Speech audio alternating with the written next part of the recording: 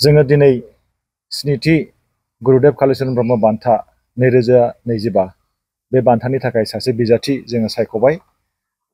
बे बिजाथिखौ जोङो नोंथांमोननि चेनेलनि गेजेरजों फोसावनो सानदों।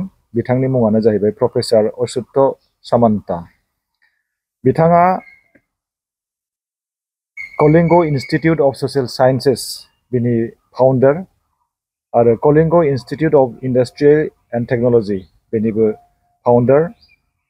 लोगोसे बिथाङा 2018-19 मायथाइयाव रायजो सभानिबो मेम्बार जादोंमोन। बेजों लोगोसे बिथाङा इउनिभार्सिटी ग्रान्ट कमिशन बेनि मेम्बार जादोंमोन आरो academic council of central university of Assam and Odisha बेनिबो बिथाङा मेम्बार जादोंमोन। प्रिंसिपल एडभाइजर टू द डिपार्टमेंट अफ एजुकेशन गव अफ मणिपुर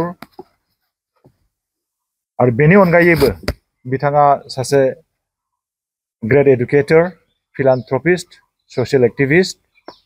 दा बिथांनि मुंखौ जोङो दिनै गुरुदेव कालिचरण ब्रह्म ट्रास्टआ स्निथि गुरुदेव कालिचरण ब्रह्म बान्था 2025 बे बान्थानि थाखाय फोसावनो मोननानै जों गोजोननाय मोनदों। बिथां प्रफेसार अच्युत सामन्तानो जोङो साबायखर बावदों, कंग्रेचुलेसन जों बावदों।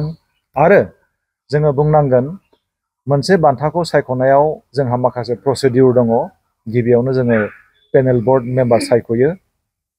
पेनेल बोर्ड मेम्बारा गावनि गोसो बायदियै जोंनो नमिनेशन गथायो माखासे कैंडिडेटफोरनि।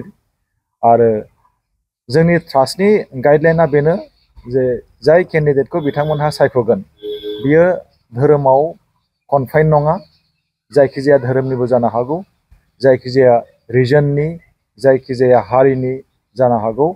जाय बिथाङा समाजाव माबा मोनसे मोजां कन्ट्रिबिउशन होदों बिथांनि मुंखौनो पेनेल बोर्डआ नमिनेशन होनो हायो। आरो पेनेल बोर्डआ नमिनेशन होनायखौ जोङो जुरि बोर्डनो गथायो।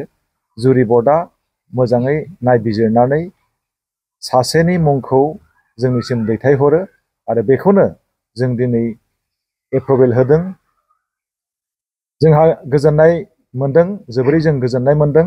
सासे नेशनेल लेभेलनि गेदेरथार सशियेल एक्टिविस्ट, फिलान्थ्रपिस्ट आरो एजुकेशनिस्ट बिथांबायदि मानसिखौ जोङो स्निथि गुरुदेव कालिचरण ब्रह्म बान्थानि थाखाय मोननो हादों। बे जोंनि थाखाय जोबोरै गोजोनथाव खौरां। प्रफेसार अच्युत सामन्ताया दिनैसिम 100थानि बाराबो मटिभेशनेल स्पिचबो होबाय आरो बिथाङा जाय खामानिखौ मावगासिनो दङ, one of the largest residential university ट्राइबेलफोरनि थाखाय, ट्राइबेलफोरनि लार्जेस्ट रेसिडेन्शियेल इउनिभार्सिटी, जेरावनाखि ट्राइबेलफ्रा थाखा फैसा होनाङालासिनो फ्री अफ कस्ट जानाय थानाय गेलेनाय गासैखौबो मोननो हायो।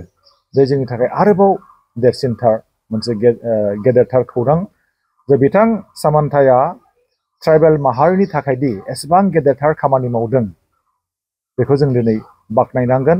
आरो बिथांखौ गुरुदेव कालिचरण ब्रह्म बान्थाजों मान होनो जोङो दिनै खाबु मोनदों आरो जोङो मिजिंथिदों जोंनि बे बान्थाखौ प्रफेसार अच्युत सामन्ताया गोसो गोरबोजों आजावगोन होननानै जों मिजिंथिदों। बे बान्थाखौ जोङो 18 एप्रिल गुरुदेव कालिचरण ब्रह्मनि जोनोम सान बरमा कलेजाव जोङो गथायगोन। बे बान्थायाव जोङो केस रां होगोन 1 लाख। सिगांनि समाव 50,000मोन, देग्लायनिफ्राय 1 लाख रां जागोन। बेजों लोगोसे जोंनि बर'नि इन्दि जि बे थागोन, आर'नाइ थागोन, मोनसे फोरमान बिलाइ थागोन, मेमेन्ट' मोनसे थागोन। बेखौ जों गथायगोन आरो बिथांखौ जोङो जोंनि हाबाफारियाव जोङो इनभाइटेशन हरगोन। जोङो मोनसे बाथ्राखौ नोंथांमोननि चेनेलजों बुंनो आरोबाव सानबावदों, जेरावनाखि बर'लेण्डनि सोमोन्दै एसे मिसआन्डारस्टेन्डिं बा मिसइनफरमेशन मोननाय दङ जोंनि जायगायाव। जे बर' होननानै बुङोब्ला ओरैबायदि माखासे मानसिया बुङो जे बर'फ्रा आन्दलन खालामग्रा, बेयाव दावराव जायो, बुलाय सुलाय जायो। बे रोखोमनि मोनसे मिसआन्डारस्टेन्डिं आरो मिसइनफरमेशन दाबो दङ। आरो जोङो मिजिंथिदों गुरुदेव कालिचरण ब्रह्म बान्थानि गेजेरजों बै मिसआन्डारस्टेन्डिंआ गैया जागोन। आरो जोङो फोरमान होनो जों नाजादों जे बर' हारियाबो गोजोन लुबैग्रा, गोदोनिफ्रायनो गोजोन लुबैग्रा, बेखौ जोङो फोरमान होनो सानदों। आरो बे बान्थानि गेजेरजों बिथाङा थारैनो गाव हमदांनो हागोन, मिथिनो मोनगोन बड'लेण्डआवबो गोजोन दङ, बड'लेण्डनि रायजोफ्राबो जौगानायखौ लुबैयो, गेदेरफोरखौ मान होयो, उन्दैफोरखौ अनो, गावजों गाव गोरोबलायनानै थायो, बेखौ बिथांमोना हमदांनो हागोन।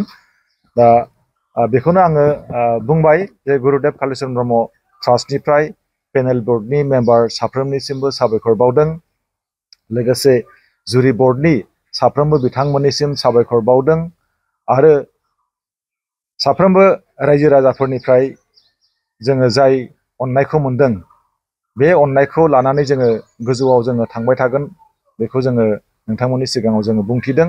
गुरुदेब कालिचरन ब्रह्म बान्थानि गेजेरजों गुरुदेब कालिचरन ब्रह्मनि जि सान्थौ, बेखौ जोङो गुवारै जोङो फोसावनो सानदों।